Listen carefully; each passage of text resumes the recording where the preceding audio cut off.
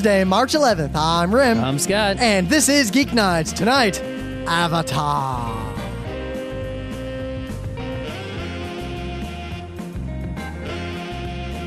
Let's do this.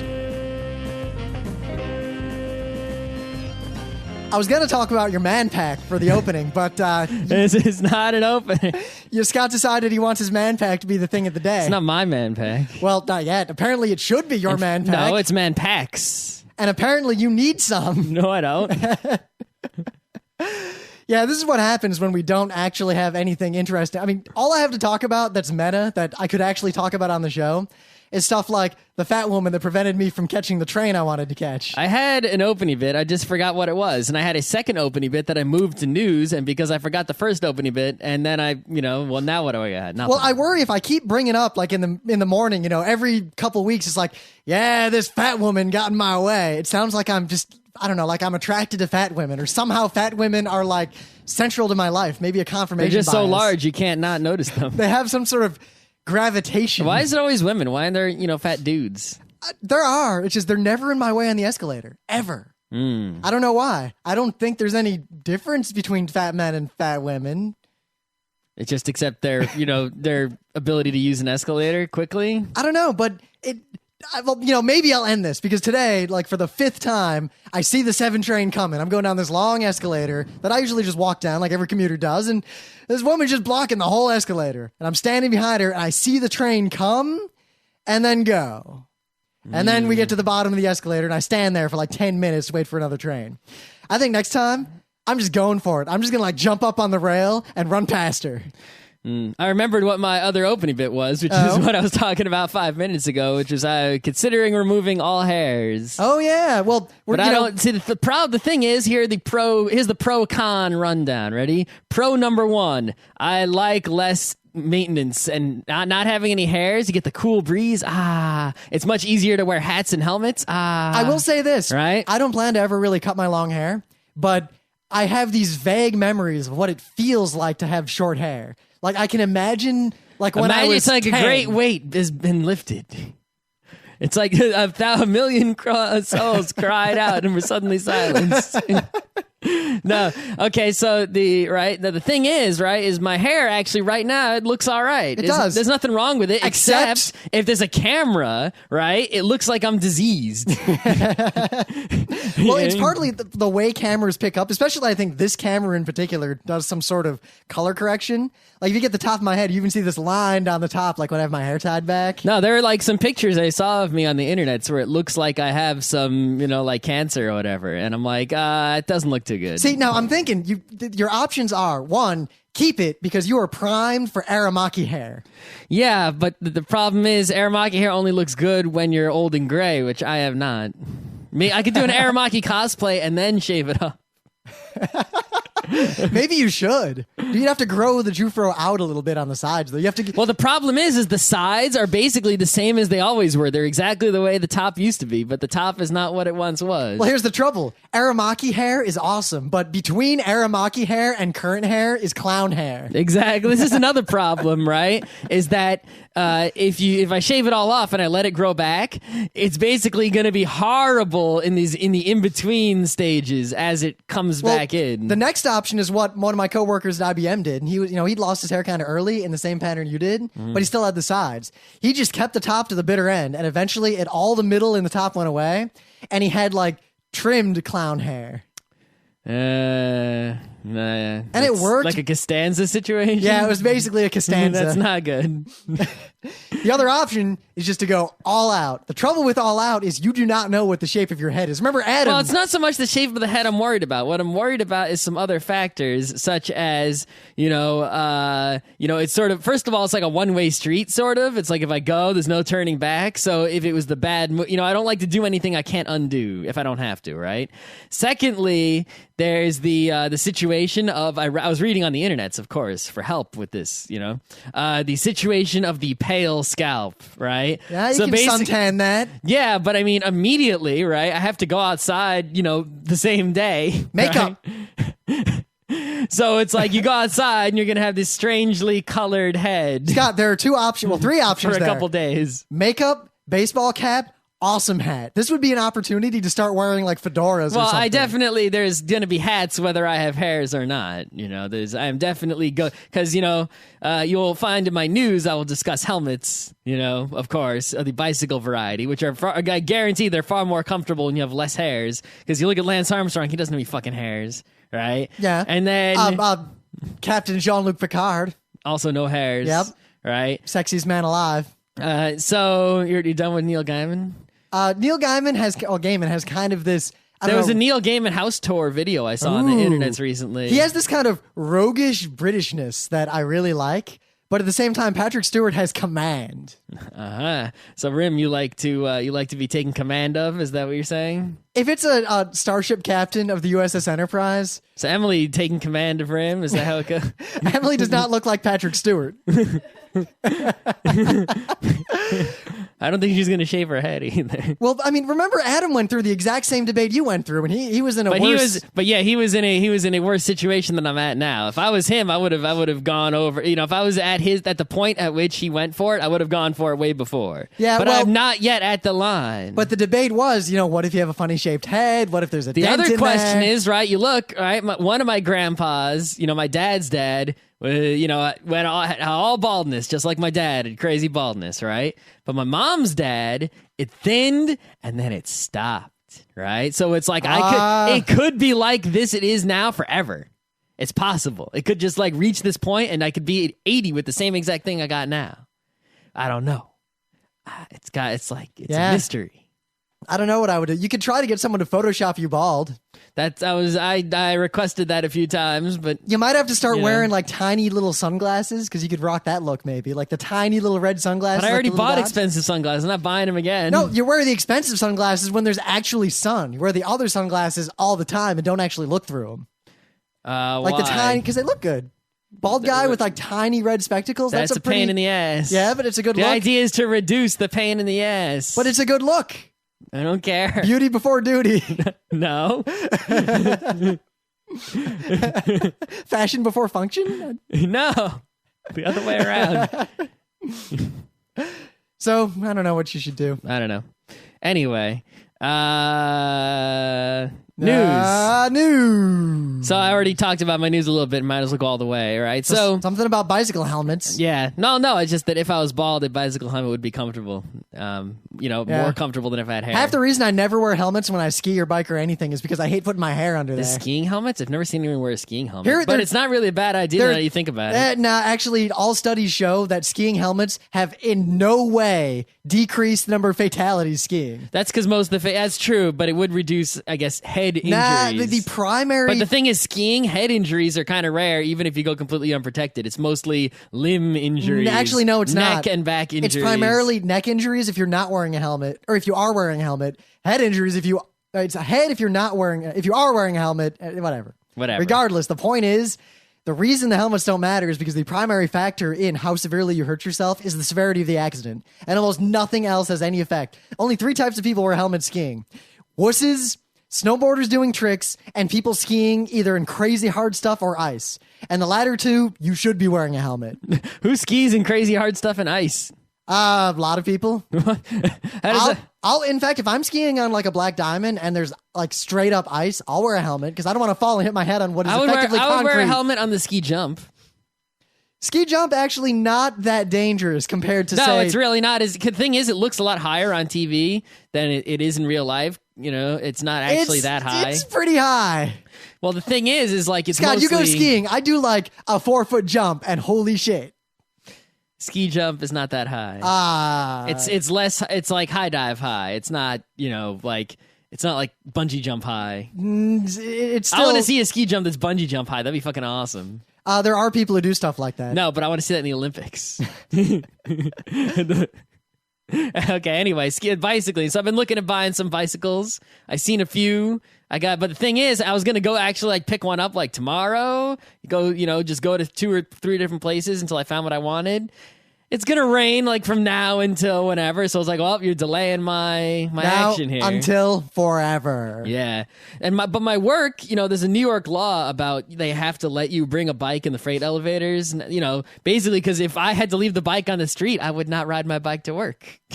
At least not a bike that costs more than $5. Unless you buy one of those hipster fixies. Not gonna happen. Fixie I can't even ride a fixie. Fixies are only useful for two kinds of people. Old people, little kids. Nah, well, I guess the third option is little Hipsters. kids. It's people who want biking to be horrifyingly painful and difficult, and people who don't know how to use a real bike. Yeah.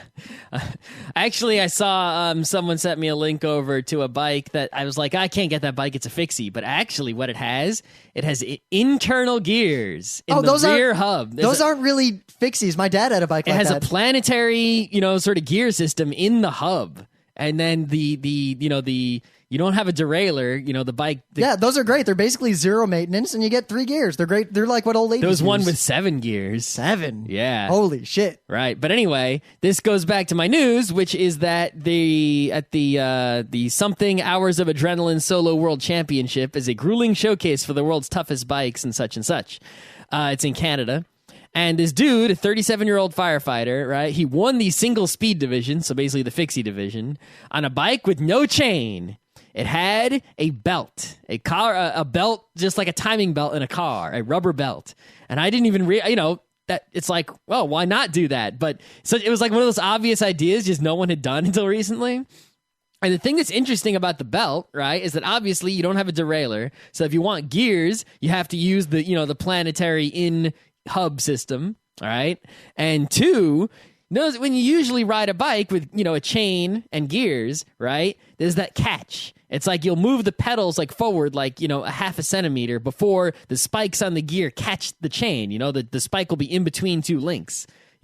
So you don't get feedback immediately. You have to catch, Yeah, of course. But with a belt, you move the pedal and it immediately starts moving. It's like an exercise bike. It's like, and it's like, whoa. But on most bike races, especially long distance, you're basically going to work your way up to the high gear and then not come off of it most of the time. You're not going to be changing gears that often. Well, it could be if it's Tour de France in the hilly parts, you're going to be changing the gear. Yeah, I don't know how much. If it's the flats, you're not changing shit. I don't know how much of an impact that would make in the long run. It depends on the kind of race, I guess. Yeah, the thing is, having gears at all, whether they're internal or, derailleur gears, makes a huge fucking difference. When they invented the derailleur, this lady with 3 gears beat like the world champions of biking who had 1 gear. In this bike race in Italy. And that's when when everyone realized the gears are worthwhile. Well, weren't those people on the big, stupid ha-ha-ha bikes, too? And she was on a small bike that had gears. I don't know if they were on the ha-ha-ha bikes. I think they were on the ha-ha bikes. The point is that gears beats no gears, right? Yeah. So, it's like a paper, rock, scissors situation. But these belts are interesting. I think that, it's a long ways out before we see gears, the belts, the belts being for serious. But right now, it's like you can buy there's a Trek makes a bike called the Soho that has the belt. I actually saw it in the store. It was pretty interesting, but I would not buy it. No, I wouldn't bother with it. No. A standard, 21 speed bike is going to be fine. Yeah, of course. But, I mean, bike technology is so good. You buy a crapo Huffy, it's almost as good as my real mountain bike, just because my real mountain bike's 13 years old. Yeah, I'm done with the mountain bikes. Now I'm in the city, I get a city bike. Yeah, I'm keeping my mountain bike for now, but I might buy a hybrid or a street bike. You're looking at a hybrid. I'm thinking I'm going straight up street bike. No, actually, with the tiny, tiny wheels. Well, see, the thing is, what I'm looking at is technically not a hybrid, right? I mean, the hybrids are when you go to the bike websites, if you click hybrid, it shows one kind of bike, but that's not the kind of bike that shows if I click on city/commuter, it shows a different kind. It's basically the bikes I'm looking at are structured like a mountain bike, but they don't have suspensions or anything like that, At all? Because you really want a front suspension on any bike. No, front suspension slows you the hell down. No, and in the city, it's just annoying. Front suspension slows you down only a tiny bit, but it greatly increases your top speed and makes it a lot easier to go over curbs and traffic and things. No, I'm not interested in a suspension. That's a mistake. What you don't want is a middle or rear suspension or a body suspension, because those kill your speed unless you spend crazy money on one of the special ones that has this vertical stabilizer that locks it when you're doing the force and unlocks it when the ground is doing the force. No, everything I have checked suggests that a suspension is no help in the city if you're just on roads all the time. If you're on perfectly flat, straight roads. Which is New York City? Nah. Anyway, The other thing is that they're basically, they're just mountain bikes, but they have, with like, a whole bunch of gears, but the tires are not, all nubbly mountain bike tires. They are, they're not the super narrow Tour de France tires, like for a road bike. They're a little wider than that. They're like 700. I think they call them like 700cc tires, and they're looking pretty nice. I think that's what I need. And there's, every manufacturer has at least one or two bikes in this category. So I just got to go see what's out there, check the prices, see what the shops in town actually have available. See, I guess my thinking is just that I already have a mountain bike. So since that's a specialized tool, if I buy another bike and keep the old one, I should get one that is specialized for city only. Mm-hmm. Like crazy speed bike, the ones that weigh like an ounce and have tiny wheels. Yeah. And can't deal with a pebble. Yeah, that's the problem is, that's a very all well and good, but it's not good for going to work every day. It'd probably be good because if I go to work, I'm just going to be in the street, going over the bridge and then going down like, I don't know what avenue or street I'd take to get there. I'd figure that out. Find a bike lane. No, you'd be surprised. I've been reading people who own like huge bike people. I've been reading lots of blogs and reviews, and you don't want to take like a real road bike to work. It's not the best idea. Yeah, well, the trouble is Plus, some of the bikes I'm looking at weigh like fucking nothing. I went in the store. There was one. It was $400 something. I picked it up. It weighed like less than half of any bike I've ever ridden in my life, and it was just a normal bike. It's great when technology advances like that. Yeah. All right. So I guess I do have a little bit of news, though. I had the stupid Ustream thing up, so now I gotta find my news again. All right. So Felix Ortiz, he's a Democrat from Brooklyn. Now we don't talk about politics on this level that often on Geeknights. I thought I should bring this guy up because it's just so crazy. Like, it's very rare that a politician will surprise me with the level of like craziness that they put forth. He is arguing that what we should do is ban the use of all forms of salt in the preparation and cooking of food in all restaurants and bakeries. Wait, all salt, period? Now, I don't think he even Complete specifies salt ban? What kind of salt. I mean, are salts of mercury okay? Is it just sodium chloride? What about MSG? Never mind the fact that... Wait, did he just see... So he wants to use the word salt, not sodium chloride? As far as I can tell. Basically... Does he realize that, iodized salt is a necessary nutrient? Well, iodine is the necessary nutrient. Yes, and you're going to get it in salt. Or you're going to get a goiter. But apparently it's a reaction to this move to, the fat tax, to tax soda and things like that. And he was saying, let's go one step further. Salt causes crazy health problems. He leaves out the fact in people who eat too much salt. Yeah, you need salt. The problem is too much of it. I think that a regulation on like sodium content per would be okay if it was a regulation that was devised by, say, the FDA. Or if they did New York, I think it was brilliant. We legislated something that was obvious, like trans fat. We said, all right, no fucking trans fat. Stop it. That's fine. But we didn't regulate a lot of other things, like calories. We didn't say those donuts can't have more than 400 calories We said each. You had to write the number of calories down so I could see how much is in the donut. Not just write it down. You have to put it like right there, like next to the price. You can't just like hide it like McDonald's used to do in that little pamphlet that no one read. Yeah, I took my parents to the Pain Quotidien where they had all the the calories on the menu. I love that place. All right, so they had the calories on the menu. I went there today for the baguette. Oh, the baguette. But they saw all the calories on the menu, right? And my mom was like, "Oh my god, the sandwich is 600 calories." I'm like, "Yeah, you see how small that sandwich is?" You go to eat at a restaurant in Connecticut where they don't list the calories. Think about how many that is. It's probably like 1,500. I remember when they finally put it in Starbucks, like when the grace period I'm like, was one ending. slice of pizza from the place around the corner from you is probably as much calories as that sandwich. I go to stupid Starbucks and there's those like red velvet cupcakes I used to get every now and then. Those things are like 450 calories. Just tiny little cupcake. What do you think? It's just friggin' flour and sugar crammed in real tight. I still eat like 2 sometimes. And then they use fire, and the fire crams the sugar and the flour in even tighter. Right? So yeah. But I think they should do the same thing if sodium is such a big problem. Make some law that says you also have to show with certain kinds of food how much sodium's in it. That's fine. But I think that it wouldn't be too bad if the FDA just sort of regulated, like, okay, that is too much salt for that potato chip. Bring it down. Yeah, and maybe at least in prepared food. Obviously, banning salt is ridiculous. It's sort of necessary. What I wonder, is this guy doing the smart thing? Like, it's hard to tell. I never trust politicians when they make a crazy proposal like this. He could this. just be trying to get attention. Is he honestly suggesting that we kill the children of the poor and feed them to the rich? Or is he ironically suggesting it to point out the greater injustices? I don't know. I had to talk to him. Why don't you call his office? I just don't trust people at all anymore. But, I mean, some foods require salt to make. Yeah, like potato chips. Or pickles. Yeah, you basically be a pickle man. And it's New York. There'd be riots. Yeah, I mean, how could I cure my hams or anything? Not that I cure hams, but You know what I would do? I would start selling salt shakers in the street. You know what they charge for salt? It's like if you want to get the salt shaker from the Pan Quotidien, they charge you freaking $7-8 for that thing.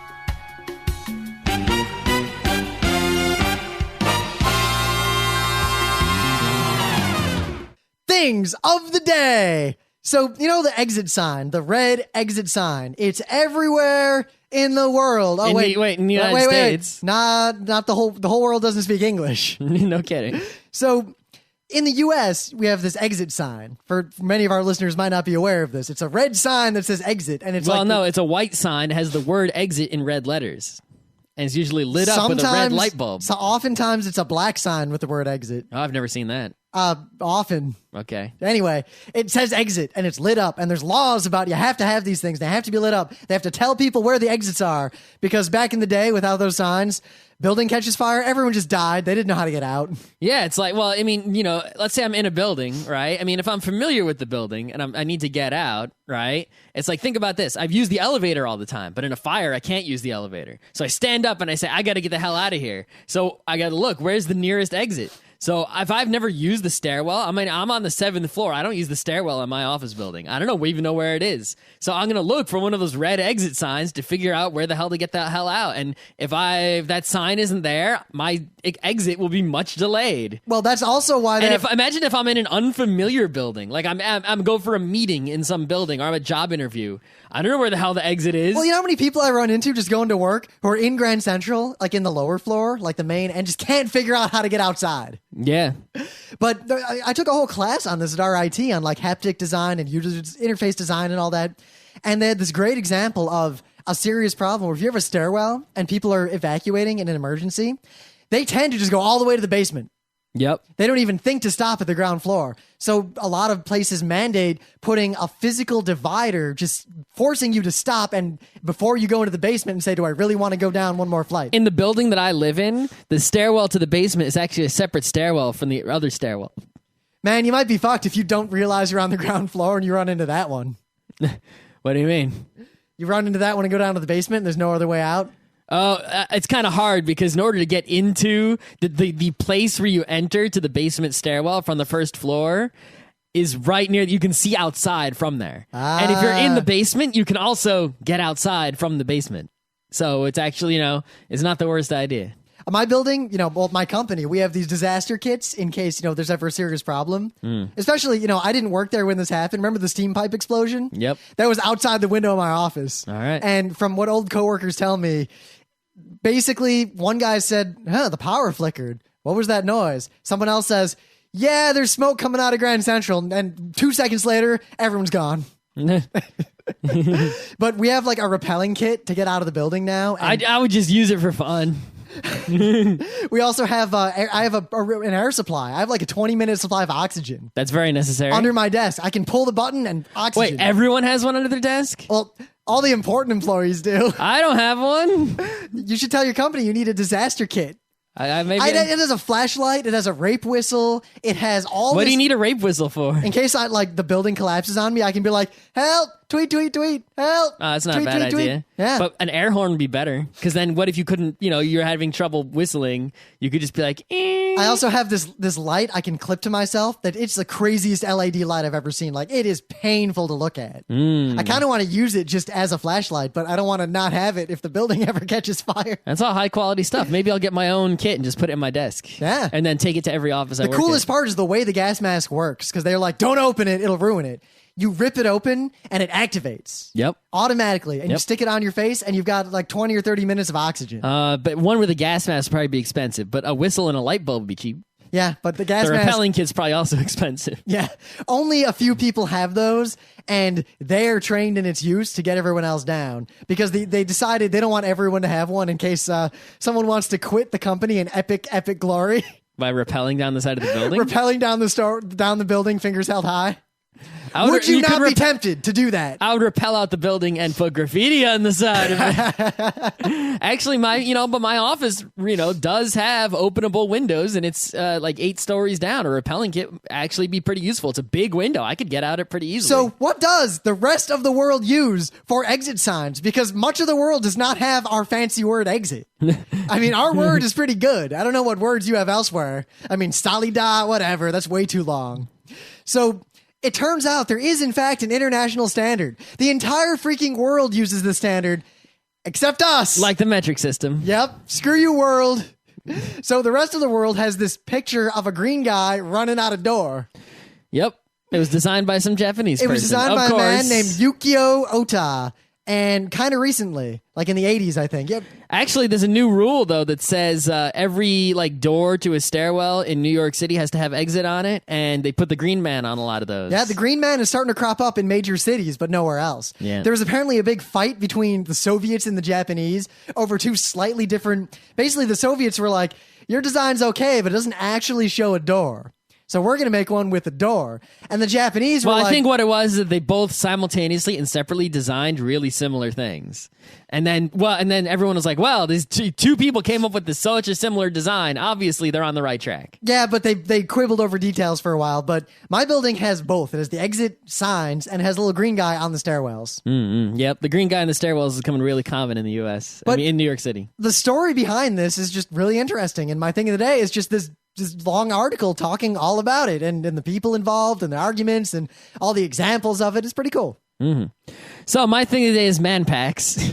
Scott's man pack. Right. So you might know about Amazon subscription service, right? And the way the Amazon subscription service works is, let's say you know that you use, right, 1 roll of toilet paper every week, which means you use 3 or 4 rolls a month, which means you need 12 rolls every 3 months. So you go to Amazon and you say, hey, Amazon, send me 12 rolls every 3 months. And they'll just send you 12 rolls every 3 months forever and keep charging you for it, and you'll get a substantial discount. Yeah. And you just have to figure out your burn rate and be accurate. Yeah, so, and they even have like a little system to help you figure out your burn rate and such. So how much do you poop? Yeah. And you can, it's not just toilet paper. You can use it for pretty much anything they sell, which is a large variety of non-perishable I just picture groceries type goods. I have this vague image of some fairly wealthy trust fund kid who has an iPod subscription. But anyway, manpacks.com is a similar thing.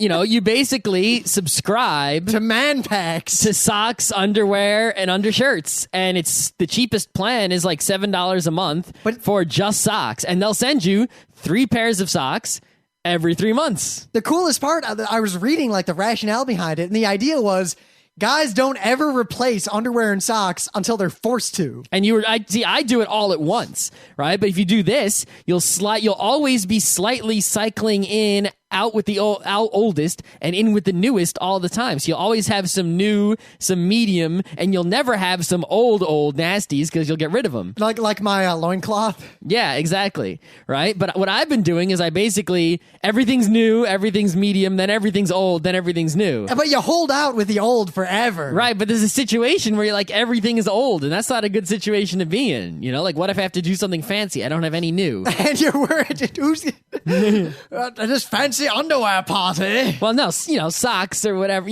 this and fancy undershirts. sock party. I have white crappy socks that I wear under boots and things, and then I have nice black socks that I wear with... The point is, the price of this is actually ridiculously cheap. Look, $33 for... Here's my question. How nice are these underwear and socks? You can choose. They're all like Hanes. Because I can't wear white socks. Well, no, they have choices of different colors and everything. But it's all Hanes stuff. It's all the same stuff I would buy in the store, right? No different. And, you just choose exactly what you want. Yeah, everything is Hanes, and they have every different Hanes variety of sock, standard sock, undershirt, underwear. You can even get wife beaters or whatever. But what about my silk boxers? Can I get silk ones? Let's see. Because they have... classic woven no, only woven. They don't have silk. Granted, I don't know if silk is... I used to wear silk boxers. In middle and high school, I had 8 pairs of silk boxers, and I rotated through them every day, and I washed them by hand because they were delicate. Mm-hmm. They were the best things ever, unless you sweated. because then silk turns from the most wonderful fabric in the world into very finely ground sandpaper. So you can get like the biggest pack they offer is the Macho Pack. $33 every 3 months, so $11 a month gets you 3 underwear, 3 shirts, and 3 socks. That's not bad. So just every 3 months you just get 3 more of everything, and you get rid of the oldest 3, and you got to figure out the number you need total, and you're set. That's really not bad at all. And it's not a bad price considering, what those things usually cost. So pretty awesome. I know that they're marketing this only to men. I wonder, I want to ask the listeners, is it just guys who will never throw away underwear and then be forced to by circumstance, by the fact that half my underwear ended up being literally nothing more than sideways loincloths?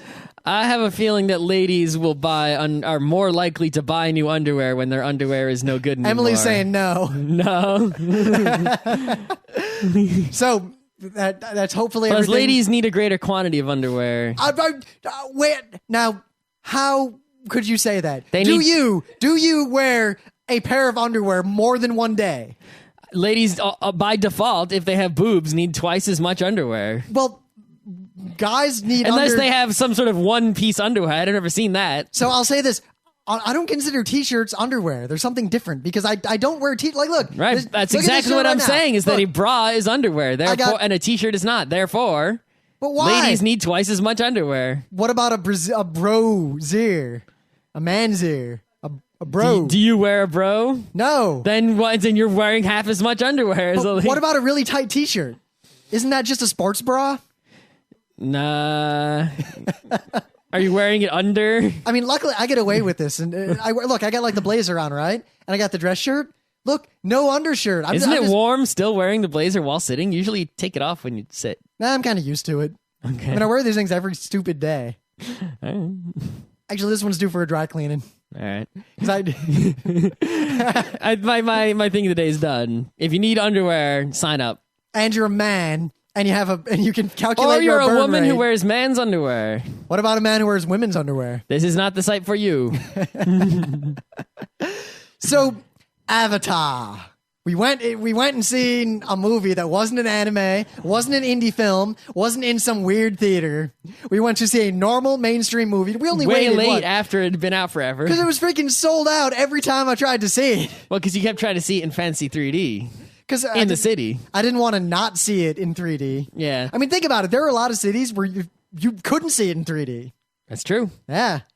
But the thing I was most surprised about was that instead of being about Aang and his adventures, it was these blue people. I also was very much confused, when all these talk of Avatar movies, like what was what. But now I have it sorted. Because I had that at first. I don't pay attention to movie news, so I liked Avatar the show. And then people were like, I knew there was a show named Avatar and about people this were bald like, kid. People were like, Avatar movie. And I was like, bald kid Avatar. All right. And then they're like, James Cameron. And I was like, James Cameron's making an Avatar? I didn't even know who James Cameron was. Really? Yeah.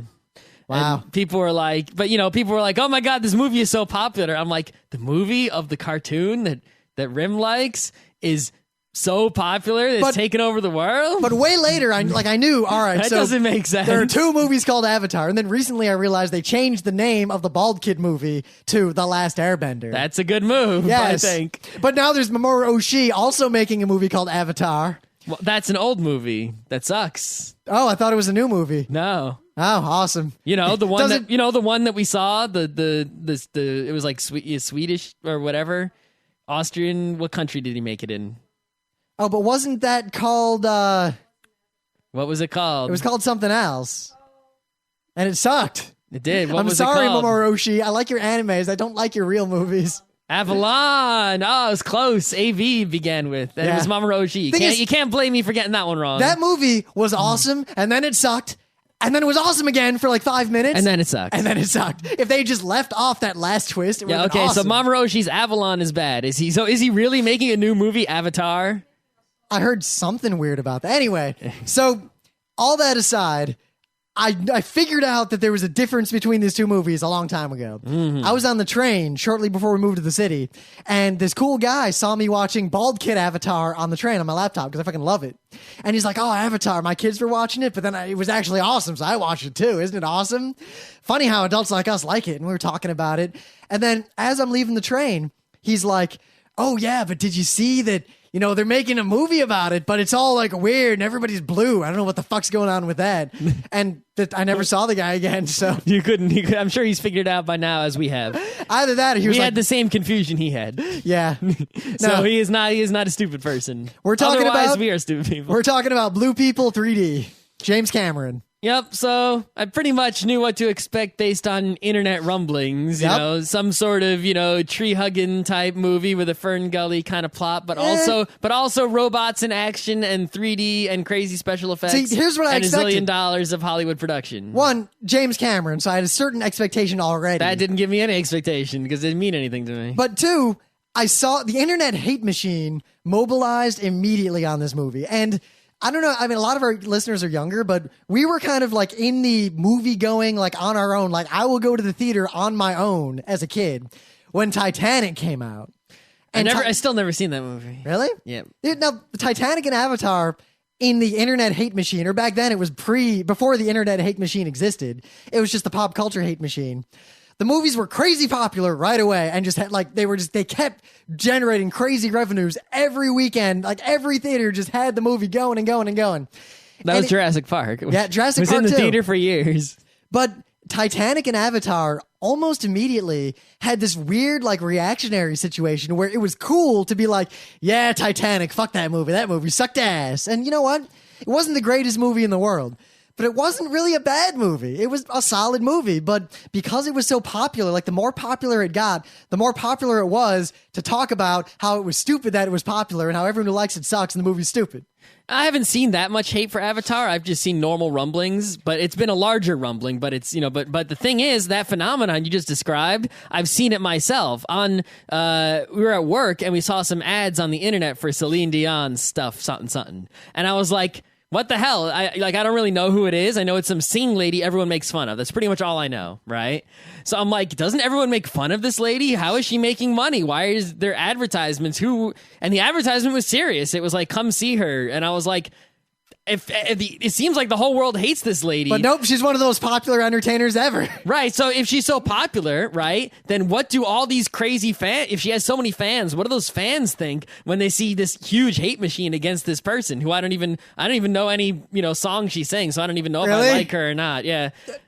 But the point is I knew that it was someone that was made fun of, and it's like there are these huge hate machines for popular things that sort of defy the popularity of those things, But- you know? And the people who, I think what the symptom is that you have something that is genuinely popular, but it's popular among people who are not vocal and loud in proclaiming their fandom, right? Well, I think it's people who aren't necessarily cinema fans. They are just fans of that movie. Like, oh, that movie was cool. I liked it. Yeah. They're not going to be like writing a review on the internet. It's like They're not Harry gonna- Potter fans. Harry Potter fans are loud. They write fan fiction. They dress up like Harry Potter. They wait in line. They're loud fans, right? Fans of Celine Dion are not loud. You know, maybe at the concerts they're loud, but in public they're not loud. They're not proclaiming and, you know, I don't know. Are there Celine Dion fan fictions? Well, it's the same thing with anime. I mean, anime fandom, like anime fans are real loud about like the anime Or maybe they it's like. just because of where we are, we hear different loudnesses. But because we are not paying attention. If there was a Celine Dion loudness,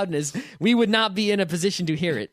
But it, like, seriously, look at, I mean, with the situation with, I'm trying to think of a really good example of this now. No, regardless.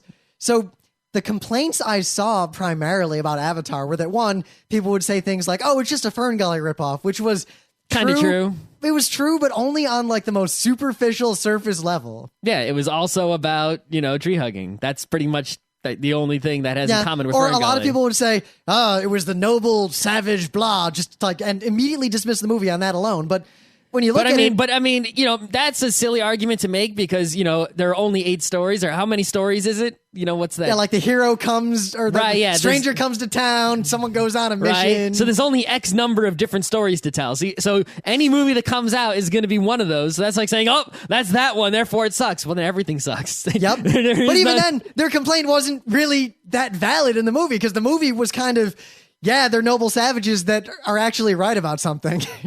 Yeah, kind of. At least within the context of the movie. Yeah. Not the broader picture, but it's not like Dances with Wolves where, well, actually it was a lot like Dances with Wolves, except the ghost dance kind of worked. Well, I never saw Dances with Wolves either. Really? I know it exists though, and I know what it is. Movies are very similar. It's a good movie. But anyway, I only have... I don't know how many complaints I have, but very few. Complaint number 1 that I had with the movie is that the part where he was sort of like learning to become a foresty person, the montage-ish, it was like, it wasn't... a montage! I don't really want to call it a montage, because a montage has like more cutting, is like, Rocky is a montage, the quick cutting between different training things, right? This was slower, like, they showed a scene learning to get on the horse, and they actually showed a scene learning to get on the dragon. But then they went further, learning to fall out of the tree, and these were actually meaningful scenes. It wasn't a quick cutting montage. It was like a slow building montage. And I think my complaint with it is that as a result, it felt like that part, I didn't actually time how long that was, but it felt long to me. So it felt like the large portion of the movie. Like I literally felt like I spent 15 minutes sitting there watching nothing happen, and I would have been happier with an actual quick cutting montage. See, no, here's where I would make the opposite argument. But at the same time, every single one of those scenes did come into play later. They called back to them at some point later in the movie. Well, see, I'm going to make the Oshii argument. Think about Skycrawlers. The movie was in many ways interminable, but it was a brilliant movie. And it did a meta thing of like making certain scenes last a very long time and making certain aesthetics just kind of repeat and repeat to put you into a mindset to then kind of experience what's going on in the movie. Yeah. What did this movie do? I mean, the whole story is that the crippled Marine has these 2 completely separate lives now with 2 completely separate bodies. And during that whole sequence, it keeps immersing you like long physical time in that world, to where that world and that reality of him is more real. And it's really jarring every time he wakes up in the real world. Oh, the movie, that was like one of the best things the movie did, period. But, it just felt to me, the side effect of that, which was negative, was that a large portion of the movie, it felt like nothing happened. See, to me, it didn't. To me, it felt like... And I was like, all right, come on, let's get a move on. It felt like I became immersed in kind of just the subtle reality. I did, yes, that is true. But as a side effect, nothing happened for a long time. So while I was being immersed, I would have liked to have been immersed while something was happening. But stuff was happening. He was becoming one of them, basically. Which is basically nothing happening. The plot was not progressing in any way. But that's the point. By not progressing the plot, it makes you forget about the plot. It's the same. But I didn't forget about the plot. I was thinking about the plot, and I was simultaneously being immersed in a world, good, and being bored, bad. See, I think what it was supposed to do, and I think it did it very well, was that the plot is in the back of your mind, and every time you think about the real world, like every time he wakes up, there's the little like jolts between these long immersive scenes. You're reminded, oh shit, yeah, this is going to get real bad real quick. I'm not disagreeing with you. That part was awesome. I'm just saying that did not distract me or pull me out of the movie at all. And it didn't pull me out of the movie. The side effect of the fact that they did that was that there was a stretch of nothing happening. Except I think things were happening. No, nothing was happening. And it wasn't boring at all to me. It felt to me that there were like 15 or 20 minutes where nothing happened. And my second complaint... See, I disagree with that. Whatever. My second complaint... But I do disagree with that. I'm telling you, that's what I felt. So you can't tell me that I was not feeling I'm just saying that I did not feel that at all. I was bored for a long stretch. In the sort of after the beginning, I was bored for a long stretch until the middle. At least as you point out, the fact that every single moment of that whole bit in the middle mattered. It did, but it was, it felt too long. I don't know how long it actually was. I bet if I rewatch it and time it, that will probably be like 5 minutes. See, I think had he made it shorter, it would have lost the Oshiness. But he could have done, he doesn't have to keep it shorter. He could have just done something else besides training in there, had a side story or something, and that would have, prevented me Well, from being bored and had the same effect. Well, there are kind of like three And parallel side stories there. That brings me to my next point, which I think the other criticism I have of the movie is that the plot was incredibly simple. It was not complex or intellectually challenging or unpredictable in any way whatsoever. Well, it was a little. We're not going to spoil. Well, it was really. a tiny bit unpredictable. Well, all right, guys. Within the next few minutes, we're probably going to accidentally spoil stuff. So if you haven't seen the movie and you care, just stop listening right about now. It's hard to spoil is the point. Yeah, but we're going to spoil it. Because it's so simple, The only thing about that really bothered me was that the Marine, like the bad Marine guy, his character was okay. Because I could see someone being that way, like it worked. But and you could respect him. But the stupid suit guy was just a shit character. They have those that character is so common in so many freaking, movies. Well, no, look at him. He was a lot like the guy in District 9, except they didn't do it well. He was just shitty.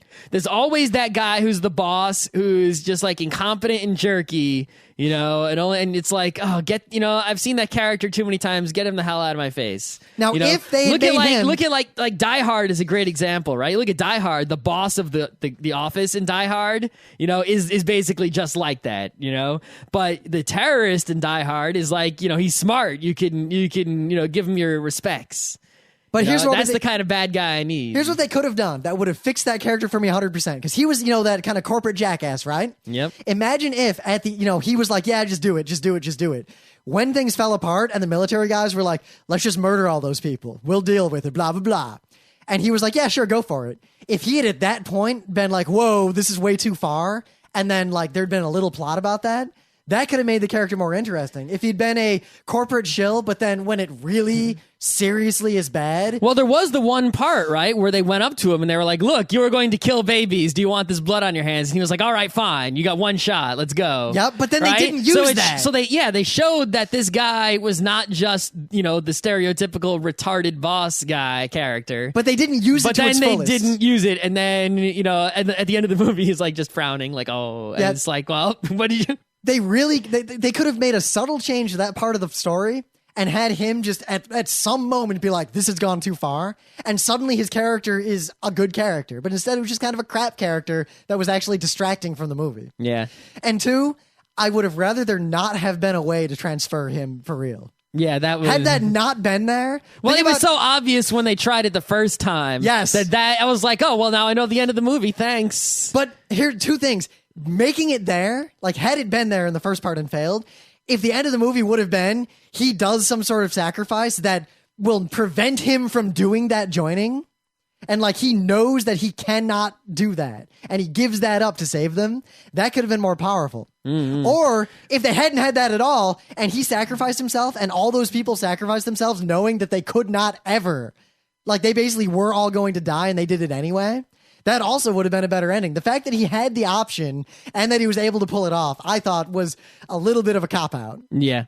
Well, I mean, the thing is, you notice how the movie, the people who they either killed or made it appear that people were killed when they no longer needed the character in the story. And then at the end, they just, any character that had died off screen or you weren't sure was dead, they, could bring back. So they were able to choose who was dead and who was alive, but they were able to just remove people they no longer wanted to show in the movie towards the end when they wanted to concentrate on the main characters. Yep. They just took everyone else out of the picture who they didn't want around anymore. However, also, all that aside, the movie as it was, while it was predictable to a degree, I pretty much had even odds on him making it or not. Well, I mean, toward the exact specifics of what went down at the end, it's like I actually came up with some like better ways to do it. Yep. But the thing is, my better ways are better in terms of like, oh, well, it would have been a moral quandary or it would have been a, something, but it probably would not have been better in terms of making mad monies, right? The way the movie is probably the way it is,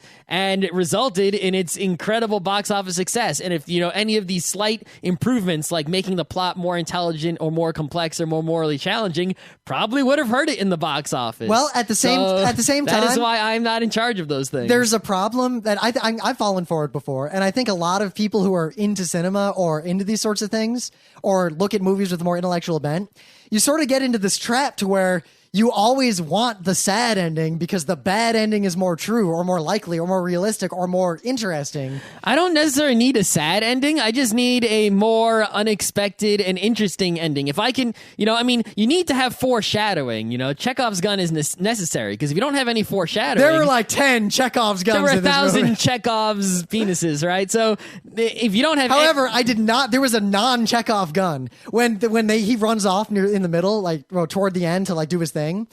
They all escape from prison, and the Marine guy's like, "You assholes," and just runs outside with a gun and tries to shoot him. One of the most obvious Chekhov's guns was the falling down a great distance, but using the giant tree leaves to slow the descent and survive. Yeah, but that was well done. Right. Now the thing is, right, that is necessary because if they just showed him doing that without showing you him practicing that, it's like, oh, give me a fucking break, right? What the fuck is this shit? Especially because they showed him sucking at it the first time he had to do it. Right, exactly. So by doing the Chekhov, it becomes believable when he does it for real, right? It's like, aha, I see what you did there.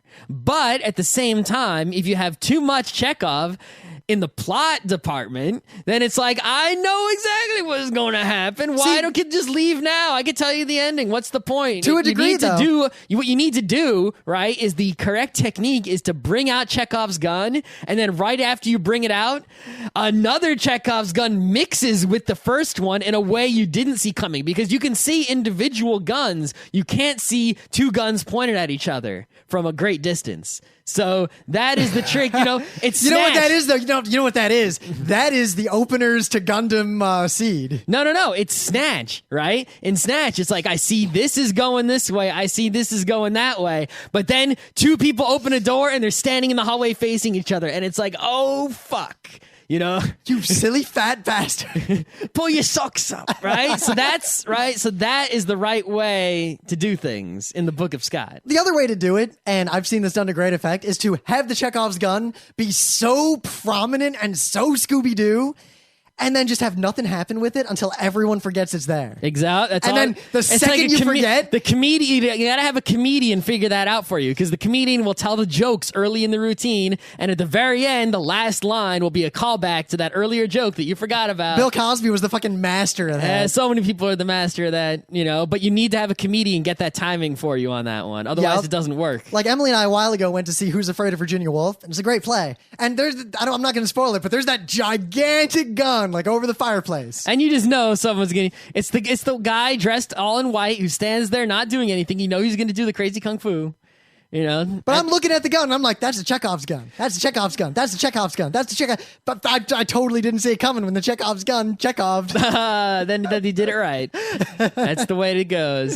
The only other thing I had to say about the movie is the 3D-ness, right? Is I'm torn on the use of the 3D-ness in this movie. In half the scenes, it was brilliant. And in half the scenes, it kind of stood out as this is more 3D than it needs to be. It's kind of stillily 3D. Right. And then in other scenes, it was this scene, really, the 3D isn't doing anything for this scene, so why even have it? But at the same time, if you're making a movie 3D just in general, you don't want to just turn off the 3D whenever you're not going to do something clever with it. Well, actually, I peeked under my glasses at some points, and you could see that some parts of the screen were 3Ding and some parts weren't, Yep. Another thing is that the 3D technology it's pretty good, but it's not 100% of the way there. Sometimes it still looks like, multiple 2D things just at different set depths. Yep. It looks like two pieces of paper moving in front of each other, sort of like South Park a little bit. And the other thing is that the 3D only really stands out, right? Like when you go to Disney World and you go watch Honey, I Shrunk the Audience, right? It's like they fucking 3D. Well, because it's always the needle in your eye, boodly. Now, doing it so much like that is obviously distracting and unsettling and annoying, and you want to be very light with it and subtle, right? To make it good for an extended 2-hour freaking movie, you can't be doing Honey, I Shrunk the Audience or Muppet 3D or Michael Jackson 3D. But at the same time, if you're not really getting up in the face at all or enough, it's not really 3Ding. Well, it depends. What if you got to do it? I think a little bit more of it would have been appropriate, but not too much more. Imagine a future where more movies are 3D. A lot of movies will have just subtle atmospheric 3D effects that are just enhancing without making them integral to what you're watching. I think the one thing that's missing from 3D movies right now, right, that I think could actually make me say this movie's got to be fucking 3D. 3D is just better than 2D. There's no reason to use 2D. Is we need something from the back, right? You think about watching Star Wars. What is the first thing you see in Star Wars? It's a Super Star Destroyer coming from over the top. Well, just regular Star Destroyer coming from over the top behind you down to the front, right?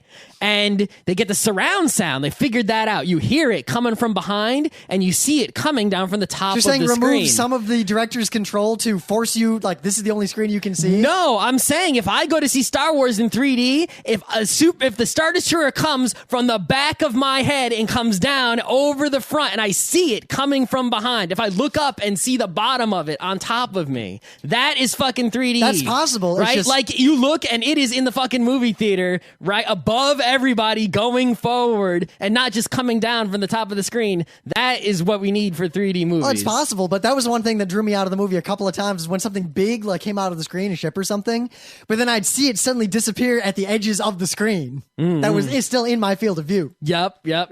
Exactly. That's why I think, a true IMAX 3D would be able to do something like that, because the IMAX, the screen goes up above. So if you had a true Star Wars 3D IMAX, you could actually make the Star Destroyer come from above to the front. It would sound like it was coming from above to the front, and it would be in 3D.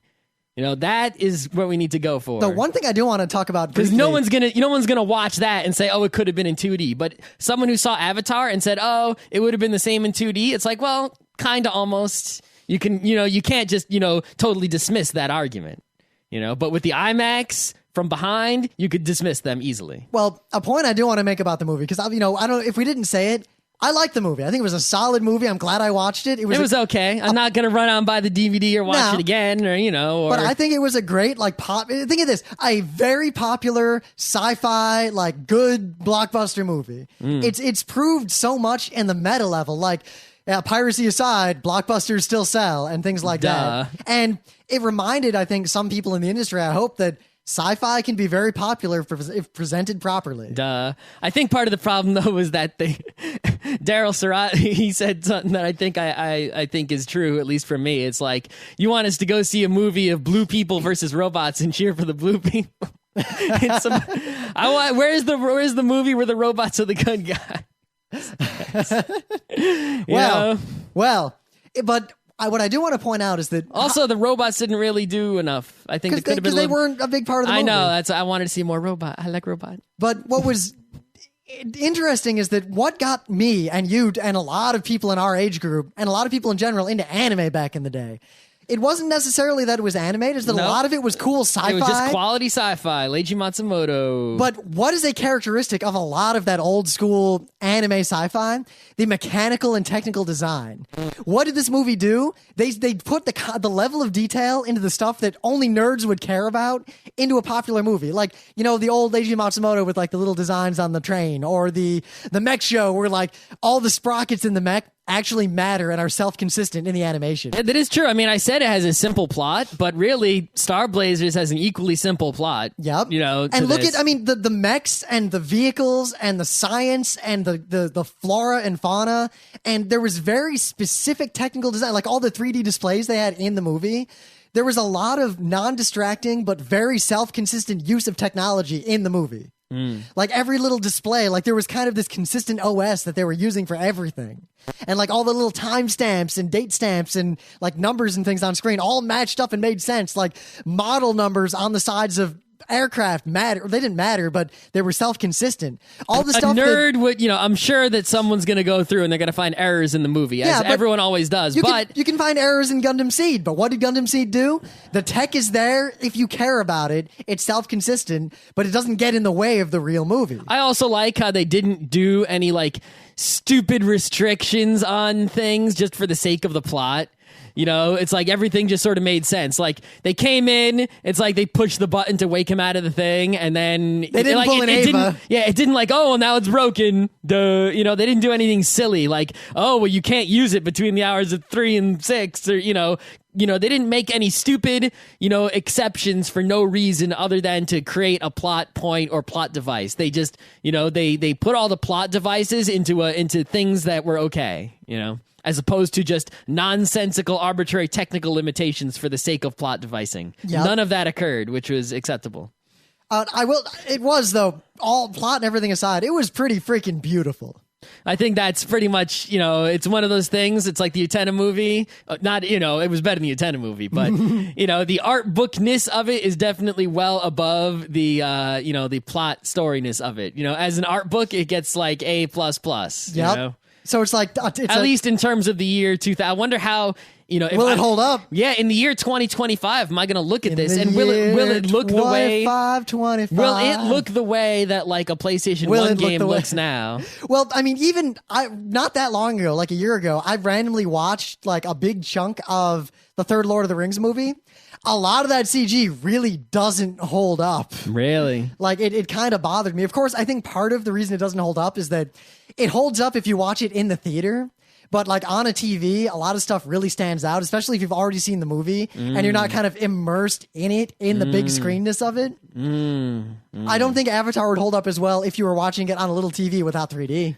No, it would probably hold up like, for a few years, but I don't think it'll hold up in the long run. But look how far we've come. We have come far. This movie was a huge jump in terms of the popular perception of what is possible with CG. The thing is, right, is that the thing with CG is like if even fancy Lord of the Rings CG, right, doesn't hold up after a few years, that's sort of like, man, it came so far and it's still not holding up. But the thing is, the Pixar stuff, like Toy Story 1 holds up. Because right? It's not as realistic. It's more stylized. Right. But 2D stuff, even fucking Snow White holds up. Because it's also stylized. The more stylized you are, the longer, or it's kind of like taking something. So what you're saying, when you try to make it realistic, then you lose your ability to hold up, whether it's 2D or 3D, or even in computer or hand. You can do this with culture stuff too. Like look at Back to the Future. Emily and I were talking about this because it was made so 80s in the 80s. When it was in the 80s, it was present day, future, past. Yep. You watch it today, it's not present day, future, past. It's 80s, future, past. Yep. Very specifically 80s, like like it feels so late 80s. Kind of me, but other movies, like there are a lot of old Hitchcock movies even that could be today. Yep. Absolutely. I think we've talked about this a lot. We're not a movie review podcast. We needed a Thursday show. We used to do a movie on Thursday once in a while. Because we used to watch a lot of movies. And now we don't really watch so many movies that aren't A-Nimes. And we're starting to watch movies And we again. needed a Thursday topic pretty badly. And now I'm hungry. I think we should wrap this up. I'm also hungry. Let's go.